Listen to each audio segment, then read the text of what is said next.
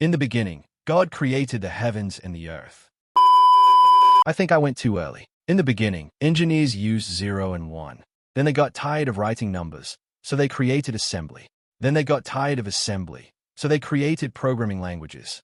And when they got tired of writing code altogether, they created AI to write code for them. And then they started having an existential crisis about the whole thing.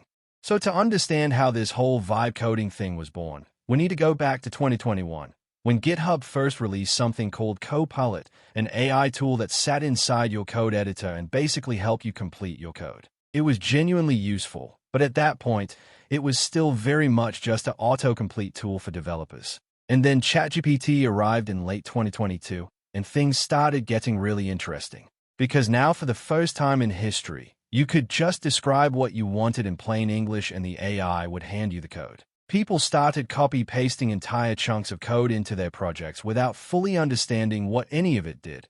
And shockingly, a lot of it just worked. Everyone was doing it, but nobody quite had a word for what were they doing. But this was just the beginning. At first, developers were still mostly copy-pasting code from a browser tab into their editor. But then some of the top minds in tech thought, why not just bring the whole AI into the code editor instead? And a whole wave of tools showed up in a very short amount of time. In 2023, Cursor was launched and it genuinely changed every developer workflow.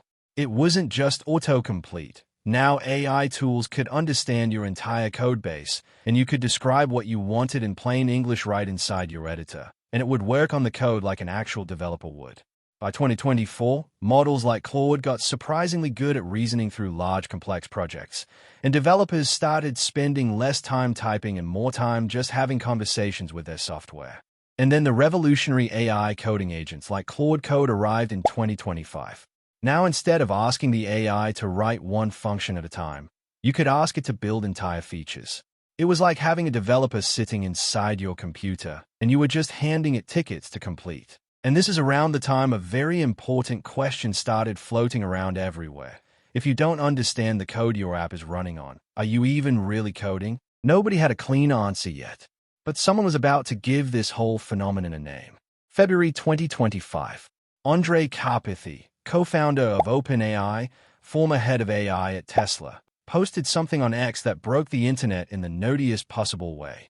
He wrote about how he'd been building software by just vibing with an AI, barely reading the code, mostly just accepting what it suggested and nudging it when something felt off. And he called it vibe coding.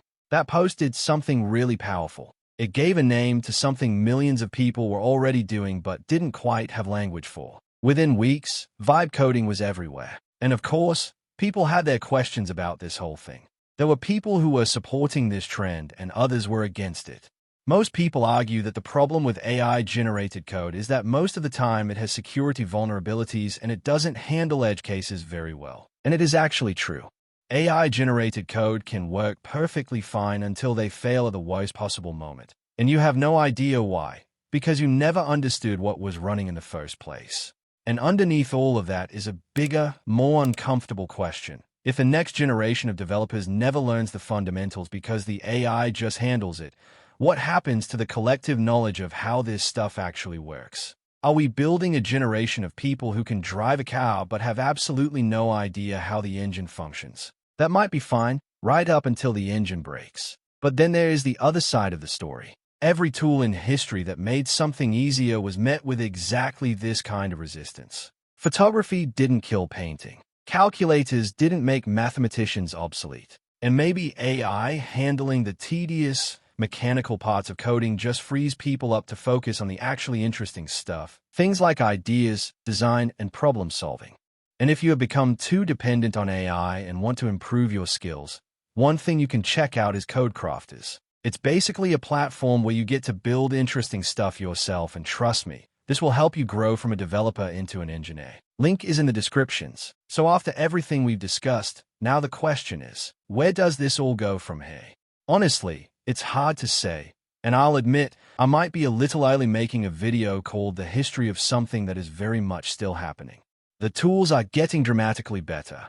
AI coding agents like Cursor, Claude Code, and others are now capable of building entire features autonomously.